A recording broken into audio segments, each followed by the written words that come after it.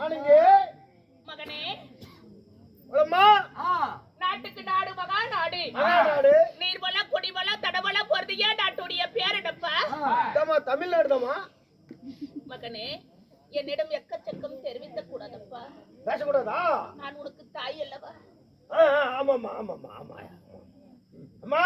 மகனே, இது இந்த ஊருக்கு பேரு பழைய பேரே தான் இன்னும் மாத்தல. இதெல்லாம் உன் ஜென்மத்துக்கு நல்லா இருக்குதுன்னு இப்படி என்கிட்ட பேசுறியா? அவத்துல பிறந்தது அப்புறம் அப்படித்தான் இருக்கும். அப்படியா? இந்த மாதிரி ஒரு புள்ள இருக்குதுன்னு நினைச்சா கருவிலேயே கழிச்சிருப்புண்டா கண்ணு. அத பண்ணாத விட்டதான் தப்பா போச்சுன்னா வெளியே வந்து சித்திரவதை போட்டுக்கிட்டு இருக்கிறேன். மகனே, இந்த நாட்டுடைய பேர் என்னப்பா? முடியுமா? அப்படி என்றால் நம்மளுக்கு ஒரு தாய் திருநாடு. ஆண்களா பிறந்த அப்பமார்களும் பெண்களா பிறந்த எமைவரும் தாய்மார்களும் இந்த பணி என்று பாராமல் உறக்கும் என்று பாராமல் நம்மளை காட்சியளிக்க வந்திருக்கும் இந்த அன்பு உள்ளங்களுக்கு நம்மளுடைய மாதப்பண்ணா நம்மளுடைய பாசத்துக்கு மரியாதைக்குரிய உயிருக்கு மேலாக விளங்கி வரக்கூடிய நம்மளுடைய மாதப்பண்ணன். எப்படி? மாதப்பண்ணனுடைய ஆமா இதோ நாடக சபா குழுவின் சார்பாக ஒரு மனமார்ந்த நன்றியை தெரிவித்துக் கொள்கிறேன்.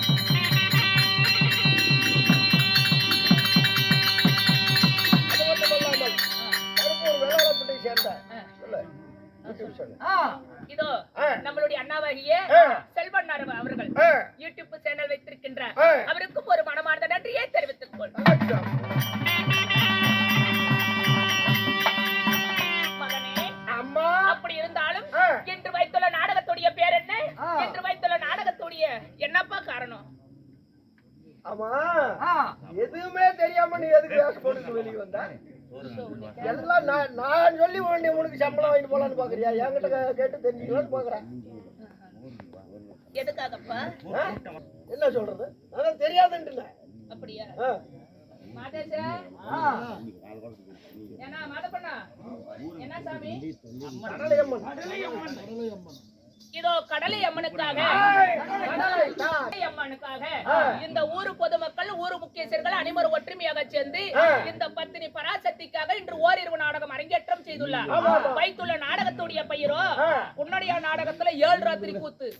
7 ராத்திரி கூத்துல இது வந்து பொன்னடியாம் பிறப்பு, அது ஒரு ராத்திரி கூத்து. அப்படி இந்த 7 ராத்திரி கூத்துல தாம்பர பத்தினி தவுசு என்ற நாடகத்தை இந்த குரு பெரியோர்களால நிச்சயிக்கப்பட்டது. இந்த நாடகத்தில் நான் யாராக வந்துள்ளேன்? என் பெயர் என்ன? என்னால என்ன நடக்க போகிறது?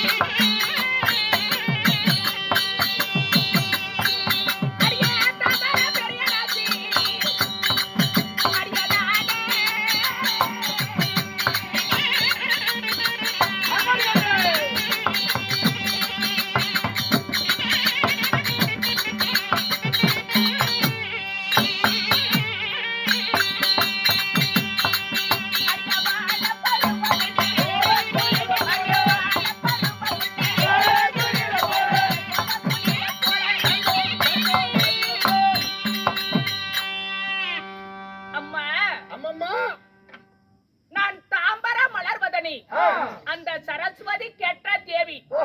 எமது பெயரோ தாம்பர பெரியநாச்சி. தாமரை பெரியநாச்சி. அம்மா, அப்படி தாம்பர பெரியநாச்சி என்று சொல்லக்கூடிய தாம்பர பத்தினி நாடறியும் நகரமறியும் ஊரறியும் உலகறியும். தாம்பர பத்தினா தான் எல்லாத்துக்கும் தெரியும். ஆனா என்னுடைய உண்மையான பெயரோ தாம்பர பெரியநாச்சி. அப்படி இந்த தாம்பர பெரியநாச்சி என்று சொல்லக்கூடிய இந்த பத்தினியை 10 மாதம் 300 நாள் அங்கத்தில் சுமந்தெடுத்த என் தாய் தந்தை யாரு? யாரு? சொல்லட்டுமா? ஆமா.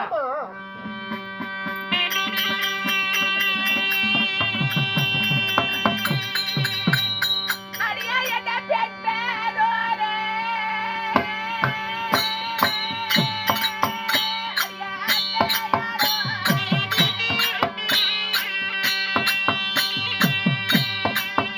எப்பா அத்தையாரோ,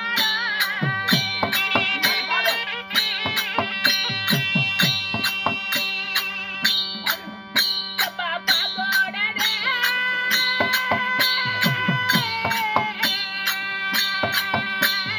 அம்மையாலே சொல்வேடப்பா.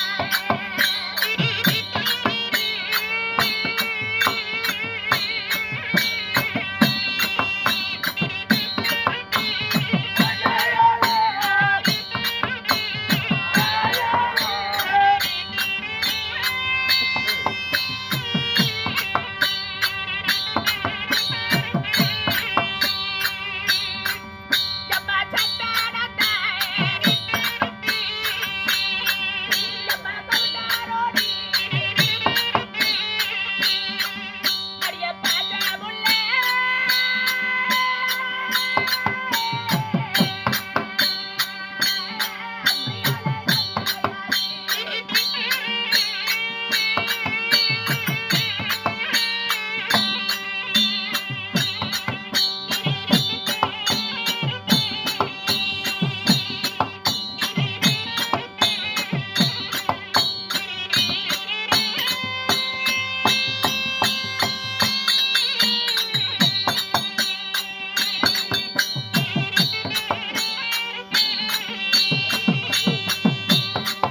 எப்பா அரியாக்கத்தை, எப்பா பெரியாடாச்சி, அடிய பாஜமுல்லே,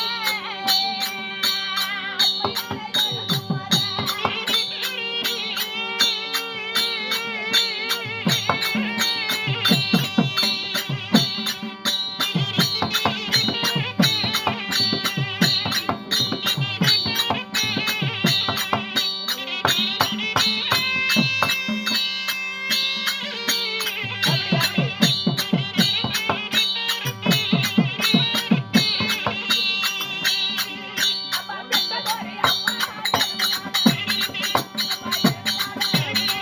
அப்பா தந்தாடா அம்மையால கவுண்டரோடி,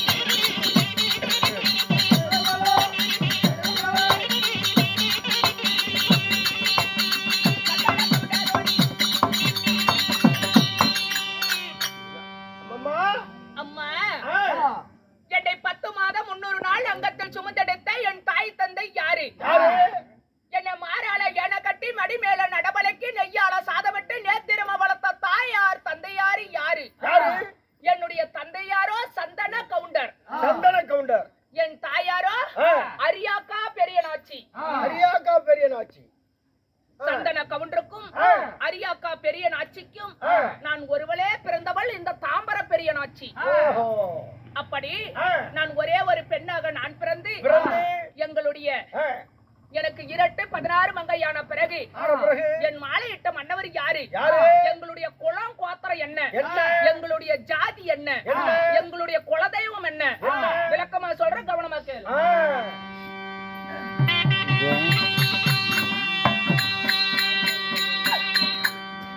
அடியாதாடாடித்த அப்பா கோடாடி, கோடாடி, அப்பா கோடாடி,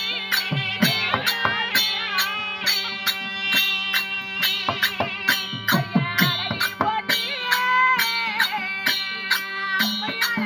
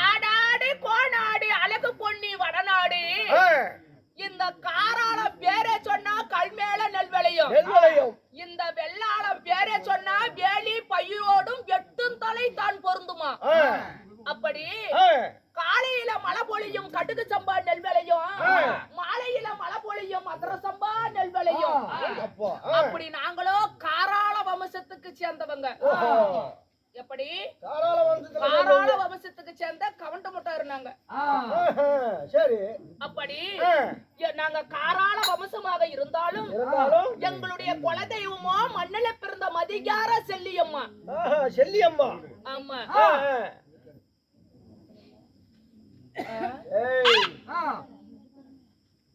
மண்ணில பிறந்த மதிகார செல்லியம்மா பெரிய காண்டிச்சுதான் எங்க குலதெய்வம் அப்படி இந்த தாம்பர பெரிய நாச்சிய திருமணம் செய்த கணவர் யாரு அம்மா மசக்கன் என்று சொல்லக்கூடிய குண்டொடைத்தான் குன்னடையா கவுண்டர் எப்படி குன்னடையா கவுண்டர் குண்டொடைத்தான் குன்னடையா கவுண்டர் மல்லிகா அம்மம்மா அப்படி என்னுடைய கணவர் பெயரோ குன்னடியா என்றால் நாடறியும் நகரம் அறியும் ஊர் அறியும் உலகம் அறியும் ஆனா மசக்கன்னா யாருக்கும் தெரியாது உண்மையான பெயரோ மசக்கன் அப்படி மசக்கன் என்று சொல்லக்கூடிய குன்னடியா கவண்டரை நான் திருமணம் செய்தவள் நான் எப்படி திருமணம் செய்தேன் நாங்கள் எப்படி திருமணம் நடந்த ரகசியங்கள் எப்படி அம்மா என்னுடைய தந்தையாராகப்பட்டவர் சந்தன கவுண்டர் என்னை வேற இடத்தில் வெத்தலை தாம்பலத்தை மாத்தி விட்டார் எப்படி பெண் கொடுப்பதாக அப்படி இதே கண்ட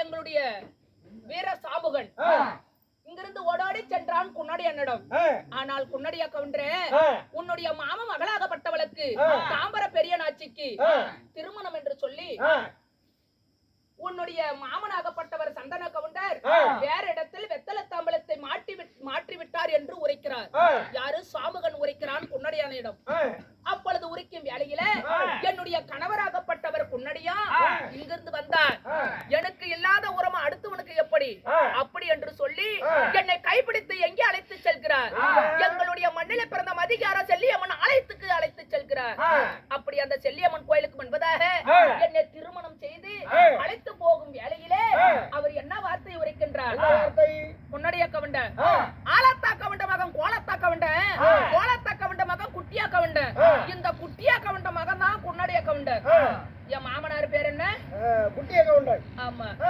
என்னுடைய மாமனாராகப்பட்டவர் குட்டியா கவண்டருக்கு 2 மனைவி முதல் மனைவி என் பெரிய மாமியாராக விளங்கி வரக்கூடிய தாம்பர பாப்பாத்தி பத்தினி என் சின்ன மாமியாராகப்பட்டவ வேலடிச்சா கவண்டிச்சு இந்த பாப்பாத்தி பத்தினிக்கு பிறந்தவர் குன்னடியா கவுண்டர் இந்த வேலடிச்சா கவண்டிக்கு பிறந்தவங்க 11 ஆண் மக்கள் அப்படி இருக்கும் வேளையில என்னை திருமணம் செய்து அழைத்து போகும் வேளையில என் கணவராகப்பட்டவர் குன்னடியா என்ன வார்த்தை உரைக்கின்றார் ஆனால் தாமிர என் தாய் தந்தை நோய்வாய்ப்பட்டு மாண்டு படித்து விட்டார்கள் யாரு சந்தன கவுண்டர் பாப்பாத்தி பத்தினி வேலடிச்சா கவண்டிச்சு அவர்கள் மாண்டு படித்து விட்டார்கள் என் தம்பிமார்களோ 11 பேரும் 5 சிறு வயது அறியாத பருவம் கொஞ்சம் சிறு வயது குழந்தை பருவம் அப்படி சின்ன சிறு வயதாக இருக்கும் வேளையில அவங்க விட்டுட்டு செத்து போயிட்டாங்க அப்படி செத்த பிறகு உன்னை நான் திருமணம் செய்து அழைத்து செல்கிறேன் அல்லவா நீ தாய்க்கு தாயாக தந்தைக்கு தந்தையாக இருந்து அவர்களை நீ தான் வளர்க்க வேண்டும் என்று உரைத்தார் குன்னடியா ஆமா என் கணவர் வாக்கே வேத வாக்காக நம்பிக்கொண்டு என்னுடைய குழந்தைமார்களே இந்த 11 பேத்தையும் என்னுடைய அங்கத்தில் பெறாத பிள்ளை போல அந்த 11 பேத்தையும் நான் வளர்த்து வந்தேன் அம்மா என்னை இதுவரைக்கும் என்ன அண்ணின்னு சொல்லிருக்க மாட்டாங்க அம்மானு தான் கூப்பிடுவாங்க என் குழந்தைமார்களை இதுவரைக்கும் குழந்தை என்று அழைத்திருக்க மாட்டேன் தம்பி என்றால் என் அம்மா என்று அழைப்பாங்க என் குழந்தைமார்கள் அப்படி அவர்களுக்கு சீரும் சிறப்புடன் நான் வளர்த்த பிறகு என் கணவராகப்பட்டவர் குன்னடியா என்ன வார்த்தை உரைத்தார் தேவி அவர்களுக்கு தக்க பருவம் வந்து விட்டது அவர்களுக்கு ஒரு திருமணத்தை செய்து வைத்தார் அவங்களுக்கு ஒரு கல்யாணம் வண்டி வச்சா அவங்களுக்குன்னு ஒரு பாரம் சாயும் ஒரு நல்லது கெட்டது தெரியும் அப்படி என்று உரைத்தார் சரி அப்படி ஆகட்டும் என்று சொல்லி இந்த 11 பேத்துக்கு நான் தான் பெண் பார்த்து கல்யாணம் வண்டி வச்சேன் அப்படி 11 பேத்துக்கு கல்யாணம் வண்டி வச்சு அம்மா 3 நாள் கூட ஆகல எங்க வீட்டுக்கு காலை எடுத்து வச்சாங்க அந்த 11 பேரும் ஆமா முத்தாயி பவளாயி கந்தாயி பூவாய் என்று சொல்லக்கூடிய அந்த சிரிக்குங்க எடுத்து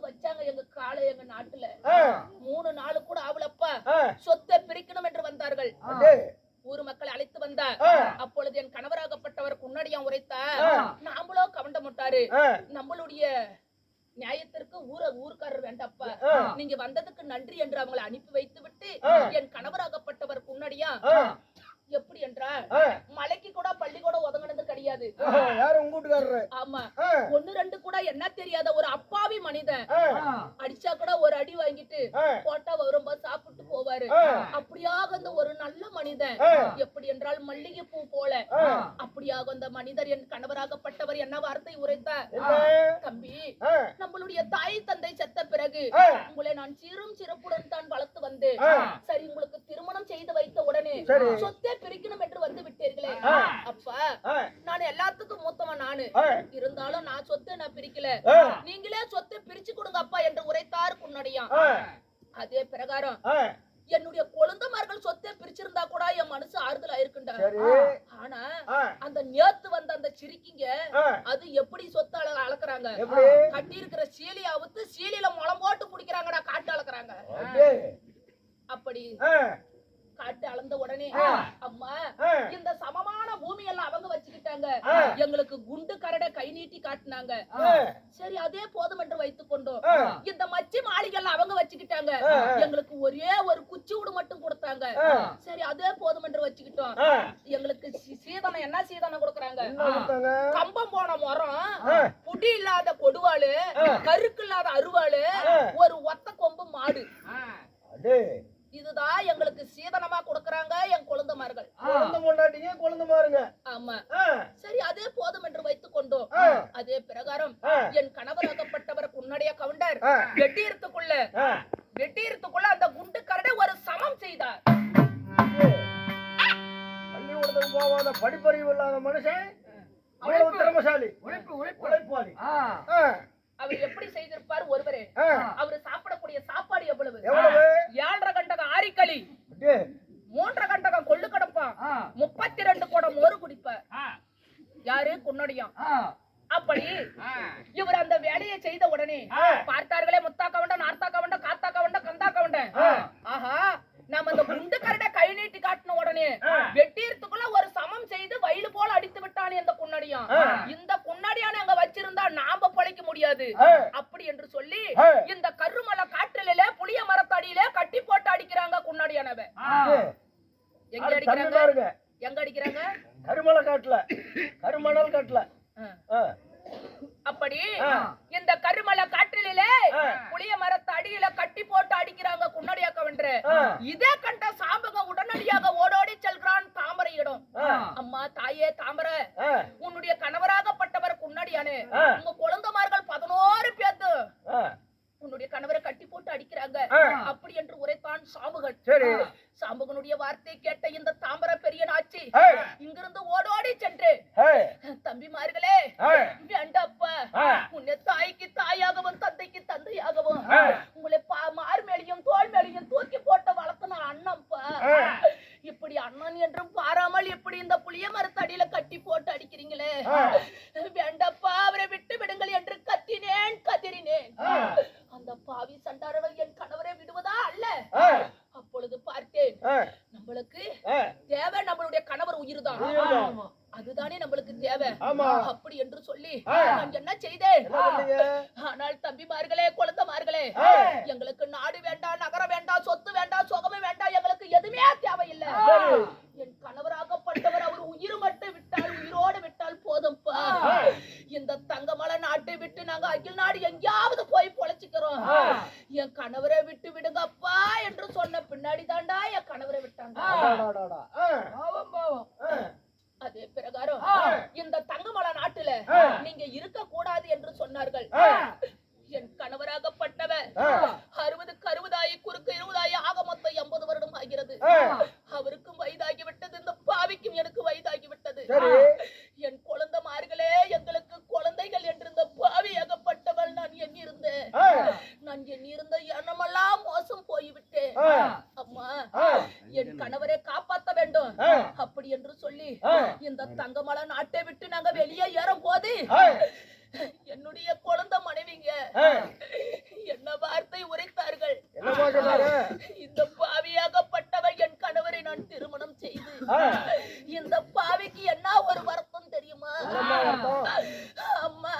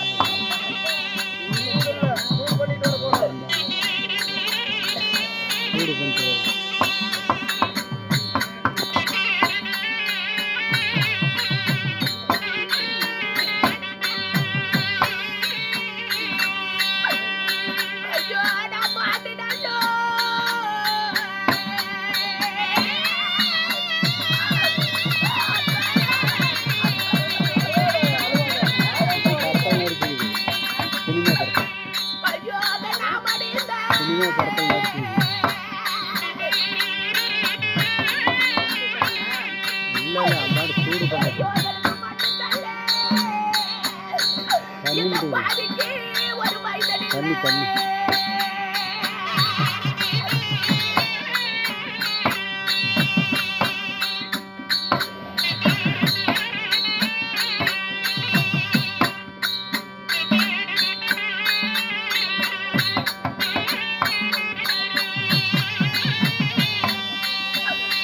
ஐயோ நான் செத்துடலோ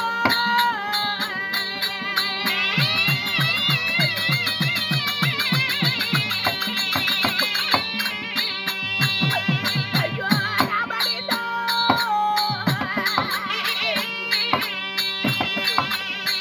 ஐயப்பா எனக்கு கொல்லி வைக்க அம்மா எனக்கு ஒரு புள்ளை இல்லை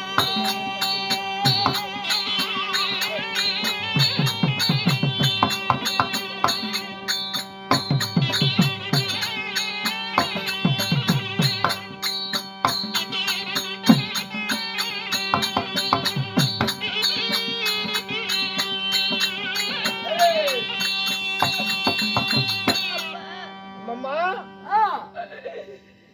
என் குழந்தை மார்களே எனக்கு குழந்தை என்று சொல்லி இந்த பாவியாகப்பட்டவர் அவர்களே எனக்கு குழந்தை என்று நான் எண்ணியிருந்தேன் இந்த நாட்டிலே இருக்க கூடாது என்று சொல்லி இந்த தங்கமலை நாட்டை விட்டு வெளியேறுகின்ற போது நான் கொண்டு வந்த அந்த குழந்தனார் மனைவிகள் என்ன வார்த்தை உரைக்கிறார்கள் அவள் காய்க்காத மரடி பூக்காத மலடி என்று உரைத்தார்கள் அம்மா அப்பொழுதுதான் நினைத்து பார்த்தேன் இந்த பாவியாகப்பட்டவளுக்கு ஒரு குழந்தை பிறந்திருந்தா எங்களை யா என்று கேட்டிருக்கப்பா என் கணவர் அடித்தாலும் என்ன அடித்தாலும் எங்களை கேட்பதற்கு நாதி இல்லாத போய்விட்டது இந்த பாவியாகப்பட்டவன் நான் பாண்டு மடிந்து போனா எனக்கு மண்ணு தள்ள ஒரு பிள்ளை இல்ல நாங்க செத்து மடிந்து போனா எங்களுக்கு ஒரு கொல்லி வைக்க ஒரு குழந்தை இல்லையா அண்ணவா